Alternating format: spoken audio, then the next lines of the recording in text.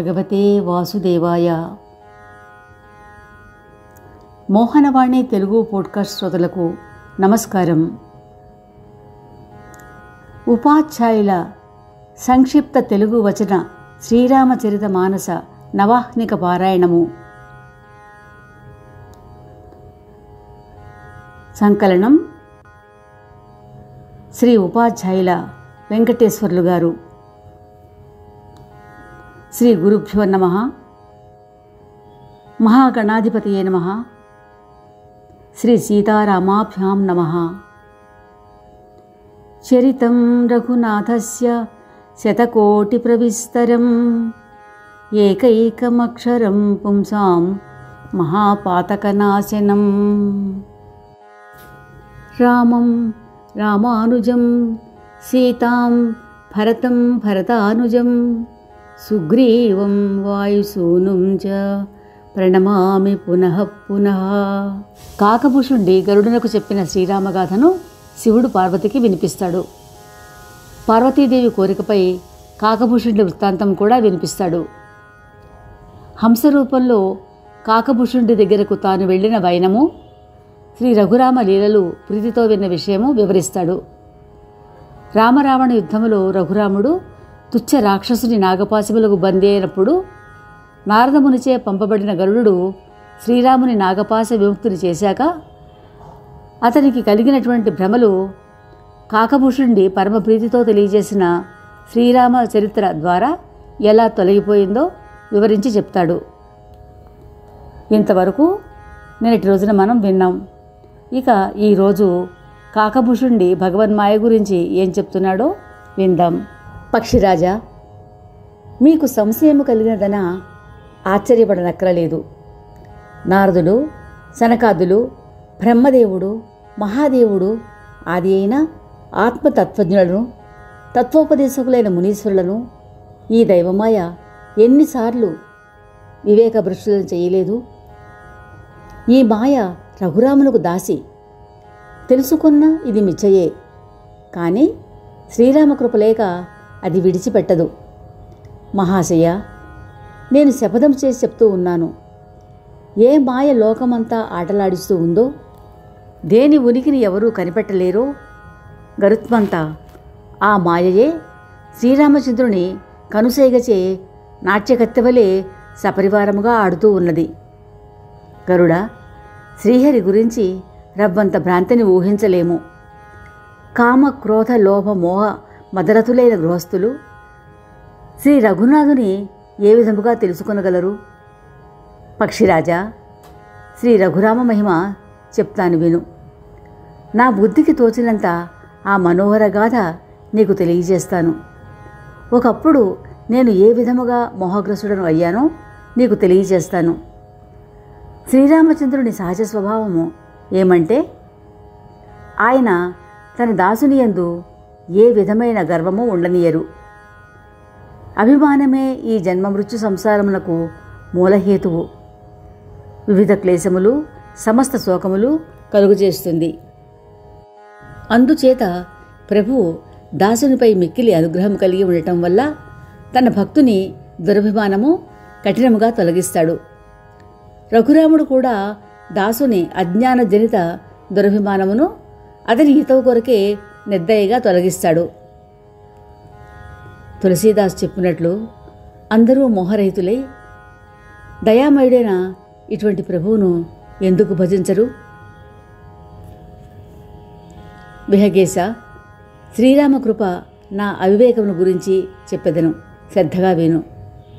శ్రీరామచంద్రమూర్తి భక్త సంరక్షణార్థము అవతరించిన ప్రతిసారి నేను అయోధ్య నగరమునకు వెళుతూ జన్మ మహోత్సవము కన్నులారా గాంచి మనోహర బాల్యక్రీడలు తన్మయుడనై చూస్తూ 5 సంవత్సరముల పర్యంతము అక్కడనే ఉండేవాడను. నా ఇష్టదైవమైన బాలరాముని శతకోటి మన్మథ శోభా విలసిత దివ్యవదనము తనివి తీరా చూసి నా నేత్రములు సఫలం చేసుకునివాడను.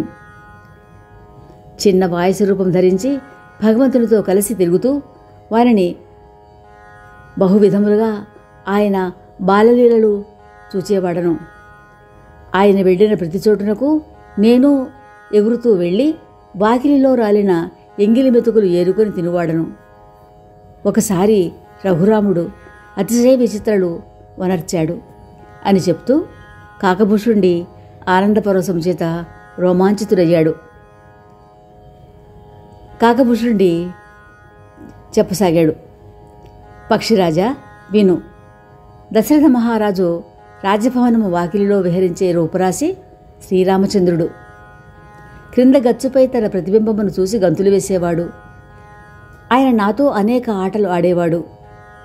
అవన్నీ నేను వర్ణించి చెప్పుటకు కొంచెం లజ్జ కలుగుతూ ఉన్నది. బాలరాముడు కేరింతలు కొడుతూ నన్ను పట్టుకొని పోయినప్పుడు నేను పారిపోబోయినచో నాకు అపూపము అందించబోయేవాడు. నేను దగ్గరకు వచ్చినట్లయితే ప్రభువు నవ్వేవాడు, దూరముగా వెళ్ళినట్లయితే ఏడ్చేవాడు. చరణస్పర్శ కొరకు నేను స్వామి దగ్గరికి వెళ్ళగా వెనుకకు తిరిగి నా వైపు చూస్తూ పారిపోయేవాడు. ఓ హరివాహనమా, సావధానుడవే విను. సీతాపతి రఘురాముడు ఒక్కడే జ్ఞానమయుడు. ఇతర చరాచర జీవకోటి సర్వము మాయాధీనము. అభిమాని అయిన జీవుడు త్రిగుణమయ మాయావసుడు కాగా ఆ మాయ సర్వేశ్వరుని వశమై ఉన్నది. జీవుడు పరతంత్రుడు, దేవుడు స్వతంత్రుడు. అవిద్య హరిభక్తుని ఆవహింపలేదు. ప్రభు ప్రేరణ చేత అతనికి జ్ఞానప్రాప్తి కలుగుతుంది. అందుచేత భక్తులకు పతనము కలుగక భేద భక్తి వృద్ధి చెందుతుంది. వైనతేయ, నేను ఆ విధముగా భ్రాంతి చెంది విస్మయం చెందాను. శ్రీరామచంద్ర ప్రభువు చిరుమందహాసముతో చేసిన లీలలు విను. ఈ క్రీడా వినోదము తమ్ములు గాని మాతాపితలు గాని తెలుసుకోలేకపోయారు.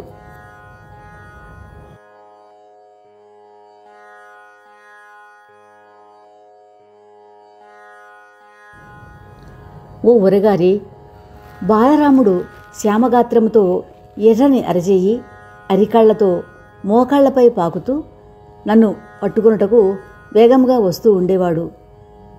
నేను పారిపోబోవా శ్రీరాముడు చేయి చాపి వస్తూ ఉండేవాడు. నేను ఆకాశంలోనికి ఎగిరి వెళ్ళినా శ్రీహరి హస్తము నా వెంటే వస్తూ ఉండేది. అయ్యా, నేను బ్రహ్మలోకం వరకు వెళ్ళి వెనుతిరిగి చూడగా శ్రీరాముని చేతికి నాకు 2 అంగుళముల దూరం మాత్రమే ఉండేది. తరువాత సప్తావరణలు ఛేదించుకొని నే వెళ్ళగలిగినంత వరకు వెళ్ళేవాడిని. అయినా ప్రభువు హస్తము నా వెంటే ఉండుట చూసి నేను వ్యాకులపడిపోయేవాడిని.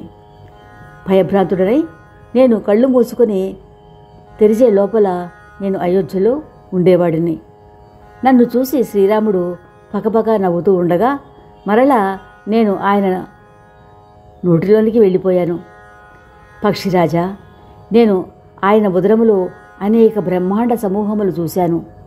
దానిలో కోట్లాది శంకరులు, బ్రహ్మలు, సూర్యచంద్రులు, అగణిత తారాగణము, అసంఖ్యాక దిక్పాలకులు, యమ కాలపురుషులు, విశాల పర్వతములు, భూములు, అనేక సముద్రములు, నదులు, సరస్సులు, వనములతో వివిధ సృష్టి విస్తారముగా చూశాను. చరాచర జీవజాలము చూశాను. ఎన్నడూ చూడని వినియుండని అమిత అద్భుత సృష్టిని చూశాను. దానిని నేను ఏ విధముగా వర్ణించగలను? ప్రతి లోకములోనూ వేరువేరు బ్రహ్మ, విష్ణు, మహేశ్వరులు, వేరువేరు మనువులు, దిక్పాలకులు మొదలైన వాటినన్నింటినీ చూశాను. అందరూ ప్రతి లోకములో వేరువేరు రూపములతో ఉన్నారు. ప్రతి భువనములో ప్రతి వస్తువు వేరువేరు రూపములతో ఉన్నది. గరుత్మంతా చివరకు కౌసల్య, దశరథులు, భరతాదులు విభిన్న రూపములతో ఉన్నారు.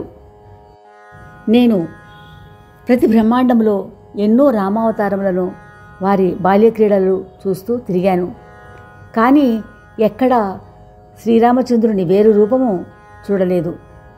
సర్వత్రా అదే శిశు చరిత్ర, అదే శోభావిలసిత కృపాళువు శ్రీరామచంద్ర ప్రభువు.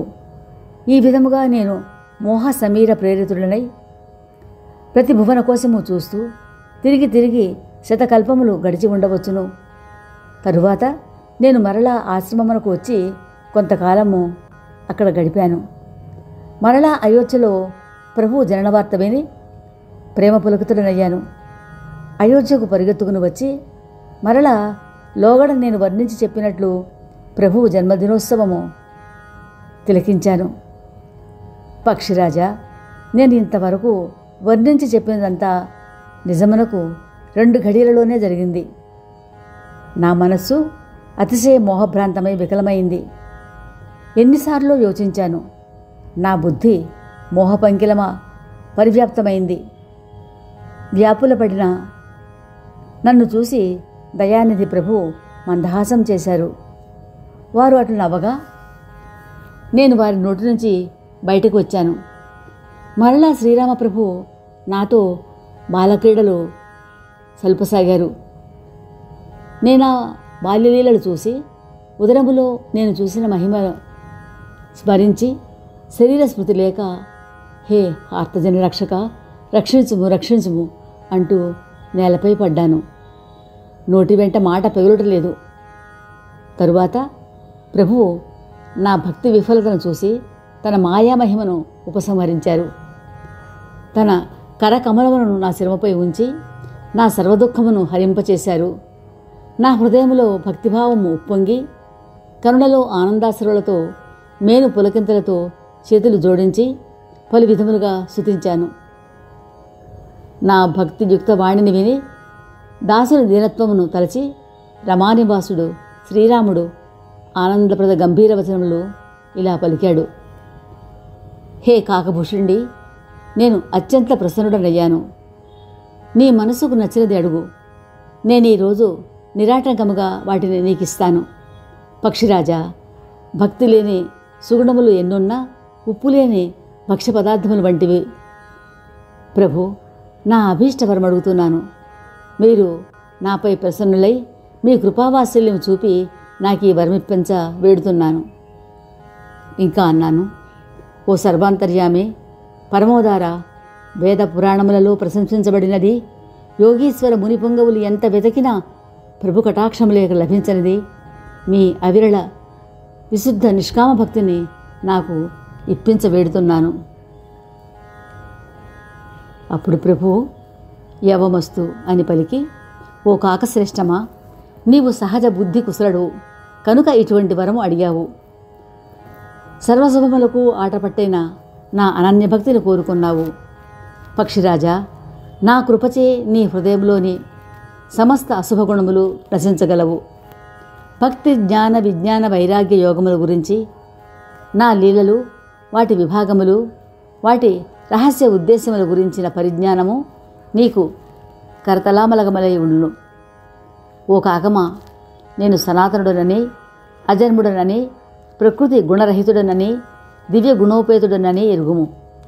మరియు నాకు నా భక్తులు పరమ ప్రేమాస్పదులని తెలుసుకొని త్రికరణ శుద్ధిగా వారి శరణములందు అచంచల భక్తి కలిగి ఉండు.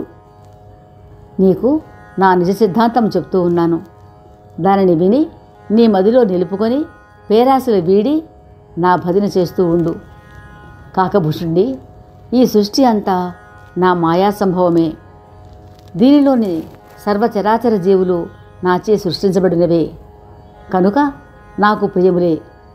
కానీ వానిలో ద్విజులలో వేదవిధుడు, వారిలో శాస్త్ర విహిత ధర్మాచార పరాయణుడు, వారిలో విరక్తుడు, ఆ విరక్తులలో జ్ఞాని, జ్ఞానులలో విజ్ఞాని, ఒకరికంటే ఒకరు నాకు అత్యంత ప్రియులు. అవిజ్ఞానులలో ఇతర ఆశలు వీడి నన్నే పరమగతిగా భావించు నా దాసుడు నాకు సర్వోత్తమ ప్రియుడు. ఈ నా సత్య సిద్ధాంతము మరలా మరలా చెప్తూ ఉన్నాను. నాకు దాసులంత ప్రియతములు మరెవ్వరూ లేరు. భక్తిహీనుడైన బ్రహ్మ కూడా ఇతర జీవులతో సమానమే. కానీ అత్యంత హీనుడైనను భక్తిపరుడు నాకు ప్రాణ సమానుడు. పవిత్ర శీలము కలిగి చక్కని బుద్ధిమంతుడైన దాసుడు ఎవరికి ఇష్టము కాదు. ఓ కాకమా, నేను చెప్పున్నది శ్రద్ధగా విను. ఈ సంపూర్ణ విశ్వములో అందరిపై నాకు సమాన కృపయే కలదు. కానీ వీరిలో ఎవరు కపట దంభములు వీడి త్రికరణ శుద్ధిగా నన్నే భజిస్తారో వారు స్త్రీ పురుష నపుంసకులలో ఎవరైనా, ఈ చరాచర జీవులలో వారెవరైనా నాకు అత్యంత ప్రియులు. ఓ పక్షి, నేను నీతో సత్యము చెప్తూ ఉన్నాను. నా అనన్య నిష్కామ పవిత్ర సేవకుడు నాకు ప్రాణ సమాన ప్రియుడు. అది తెలిసి ఇతర ఆధారములు ఆశలు వీడి నీవు నన్నే సేవించు, నన్నే స్మరించు, నా భజనయే చెయ్యి. నిన్ను ఎన్నడూ కాలము వశపరుచుకొని జాలదు. ప్రభు వచనామృతము ఎంత విన్నా నాకు తృప్తి కలగలేదు. ఆ ఆనందానుభూతి నా మనసులకు చెవులకు తెలుసును. ప్రభు నాకు అనేక రీతులుగా బాగా బోధించి తృప్తిపరచి మరలా పూర్వరీతిని బాల్యక్రీడలు సలుపసాగాడు. మరికొంతకాలము అయోధ్యలోనే ఉండి శ్రీరామ సుమధుర లీలలు తిలకించి ప్రభువు చరణములకు వందనము చేసి ఆశ్రమమునకు తిరిగి వచ్చాను. శ్రీరామ కృపచే నాకు భక్తివరము లభించింది. శ్రీ రఘురాముడు నన్ను తన వాణిగా స్వీకరించిన తరువాత మరలా ఎన్నడూ మాయా విమోహితుడను కాలేదు. పక్షిరాజా గరుత్మంత, ఈ విధముగా శ్రీహరి మాయ నన్ను ఏ విధముగా ఆట పట్టించింది, ఆ రహస్య వృత్తాంతమంతా నీకు తెలియజేశాను. ఇంకా నా స్వానుభవము తెలియజేస్తాను, విను. శ్రీరామకృప లేక శ్రీరామ మహిమ తెలియబడదు. హరిభక్తి లేక ఆనందము కలుగదు. సహజ తృప్తి లేక కోరికలు నశించవు. కోరికలు ఉన్నంత వరకు కలలోనైనా ఆనందము కలుగదు. శ్రీరామ భజన చేయ కోరికలు నశిస్తాయి. శ్రీరామకృప లేక స్వప్నమందైనా శాంతి లభించదు. ఓ ధీరవర్య, అందుచేత సర్వకుతర్కములు సంశయములు వదిలి కరుణామయుడు బ్రహ్మానందదాత శ్రీ రఘురాముని భజించు.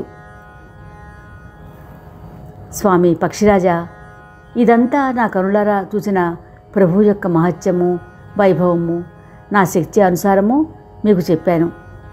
యుక్తితో దీనిని ఏమాత్రమూ పెంచి చెప్పలేదు. స్వయముగా శ్రీరాముడు అనంతుడే. శృతులు, శంకరుడు, శేషుడు వాటి అంతము కనుగొనలేరు. మునివరులు తమ బుద్ధ్యానుసారము శ్రీహరి గుణగానము చేశారు. మీరు అంటే గరుడు మొదలు మశకము దొమ్మ వరకు చిన్న పెద్ద జీవులు ఎన్నో ఆకాశములో ఎగురుతూ ఉంటారు. కానీ ఆకాశము అంతు కనుగొనగలరా? అలానే శ్రీ రఘురామ మహిమ కూడా అపారము. దాని హద్దు ఎవరూ చూపలేరు. ఆయన నామము అఖిల పాప పుంజనాశిని. వైనతేయ, ఎంతని చెప్పేది? జగదీశ్వరుడు శ్రీరామచంద్ర ప్రభువు సర్వతోభావేన సీమారహితుడు, ఉపమానరహితుడు. శ్రీరామునితో సముడు శ్రీరాముడే. శ్రీరాముడు అపార గుణనిధి. ఎవరూ వాని అంతు కనుగొనలేరు. కానీ నేను మహాత్ముల వల్ల విని తెలుసుకున్నంతవరకు మీకు వినిపించాను. మమత మాన మాత్సర్యములు వీడి సదా జానకీనాథుని భజన చేస్తూ ఉండవల్లి. కాకభూషణుడి ముని సుందరవచనములు విని హర్షితుడైనటువంటి పక్షిరాజు రెక్కలు అల్లార్చాడు. నేత్రములు ఆనందాశ్రుమయములయ్యాయి. హృదయములో శ్రీరామ మహిమ ప్రభావము దృఢపరుచుకున్నాడు. లోగడ తాను సనాతన పరబ్రహ్మ పురుషోత్తముని మానవమాతృనిగా తలచినందులకు పశ్చాత్తాపడ్డాడు. కాకభూషుడిని శ్రీరామసమునిగా భావించి అత్యంత భక్తితో చరణవందనములు చేసి ఇలా అన్నాడు. స్వామి, శంకర విరించి సబులైనను గురు సహాయం లేక సంసార సాగరము తరించలేరు. శ్రీరామచంద్ర ప్రభు నన్ను ఆవహించిన విషప్రకోపము తొలగించుటకు మీ రూపముతో గారడీ మాతృకుని పంపి నన్ను పునర్జీవితుని చేశారు. మీ అనుగ్రహం వల్ల శ్రీరామ మహిమ రహస్యము తెలుసుకొన్నాను అంటూ గరుడు కాకభూషణుడి మునిని బహువిధములుగా స్తుతించి చేతులు జోడించి శిరము వంచి వినయముగా మరలా ఇలా అన్నాడు. స్వామి, నా అవివేకం వల్ల అడుగుతూ ఉన్నాను. నన్ను మీ దాసునిగా భావించి దయాళువులైన మీరు నాపై వాత్సల్యముతో వివరించగోరుతున్నాను. మీరు సర్వజ్ఞులు, శ్రీ రఘురాముని ప్రియభక్తులు.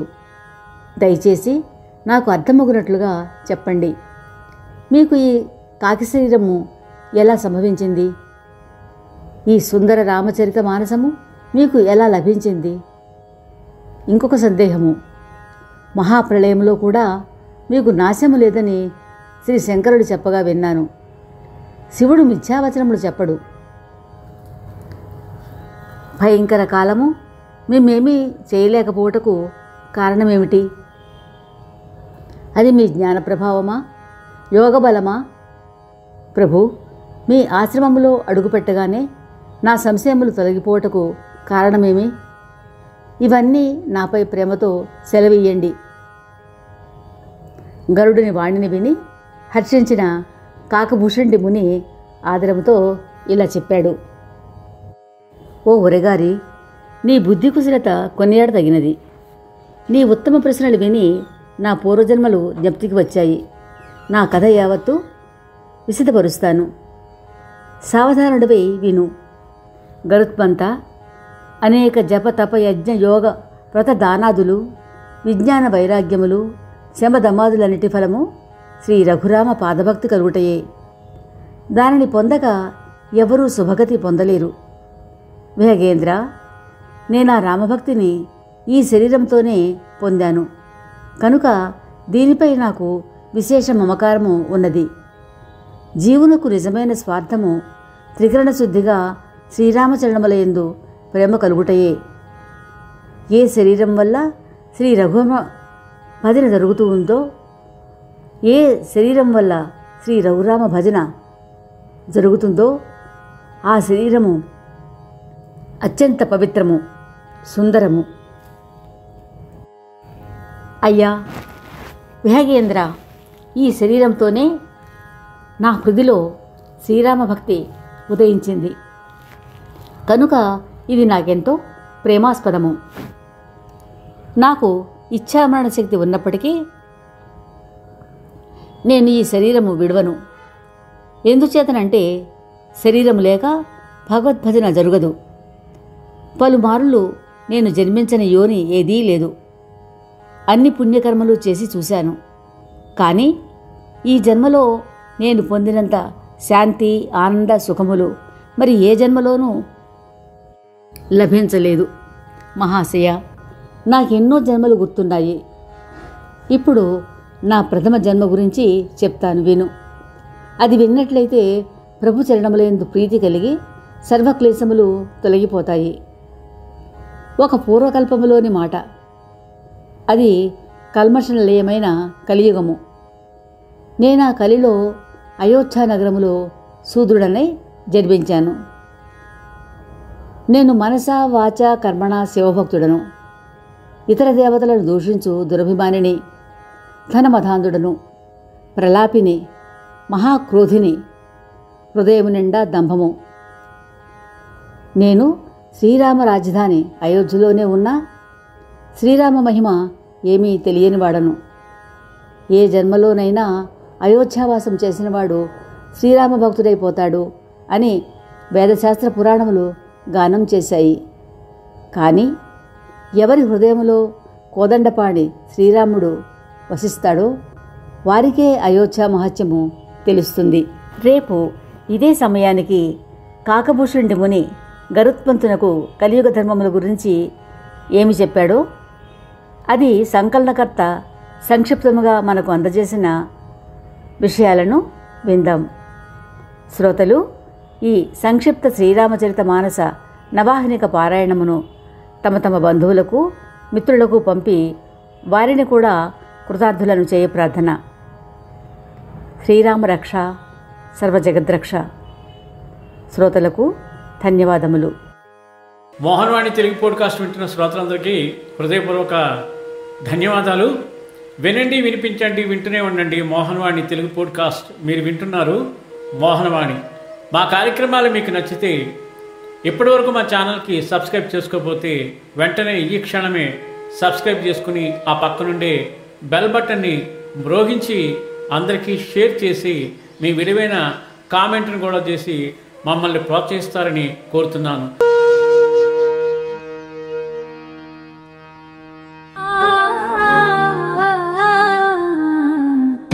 మోహనవా